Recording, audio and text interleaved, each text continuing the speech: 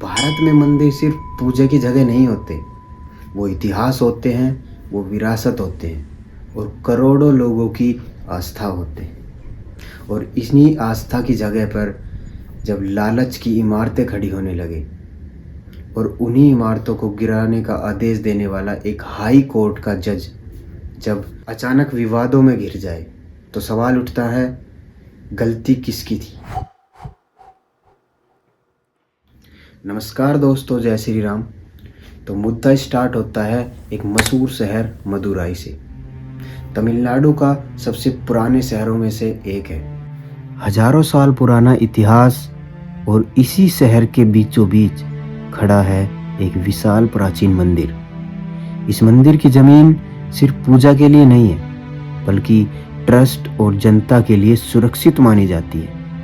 लेकिन समय के साथ मंदिर के चारों ओर दुकानों, गोदामों और प्राइवेट बिल्डिंग्स की भीड़ बढ़ने लगी। शुरुआत में ये कंस्ट्रक्शन छोटे थे, जैसे टेम्परेरी स्टॉल्स, अनऑथराइज्ड शॉप। फिर धीरे धीरे परमानेंट स्ट्रक्चर खड़े हो गए। रिकॉर्ड्स बताते हैं कि इनमें से कई कंस्ट्रक्शन टेम्पल लैंड पर बने थे, बिना अनुमति के। लोकल ऑफिशियल्स जानते थे, टेम्पल एडमिन जानता था, लेकिन सब चुप थे। कुछ लोकल डेवोटीज और सोशल एक्टिविटीज अब और चुप नहीं रह पाए। उन्हें डॉक्यूमेंट्स इकट्ठा किए, लैंड मैप्स, ओल्ड रिकॉर्ड्स, और आखिरकार मामला मद्रास हाई कोर्ट तक पहुंच गया।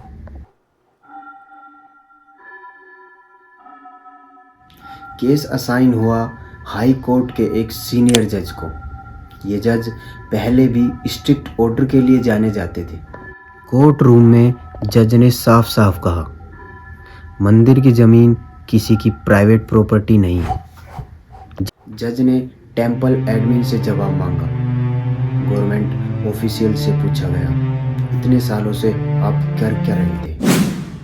फाइल्स खुली और सच्चाई धीरे धीरे बाहर आने लगी। कई कंस्ट्रक्शंस पॉलिटिकली कनेक्टेड लोगों की थी। हाई कोर्ट ने एक सख्त आदेश सुनाया,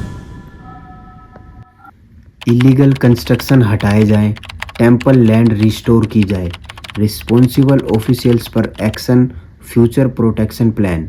ये आदेश सिर्फ कानून नहीं था, ये एक वार्निंग थी।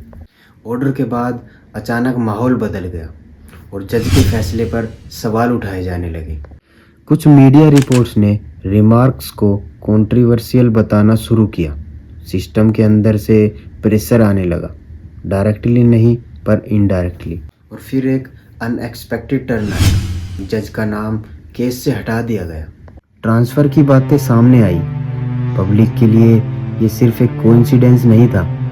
इस मुद्दे पर नेशनल मीडिया का कवरेज कम होता गया। कुछ सवाल बिना जवाब के रह गए।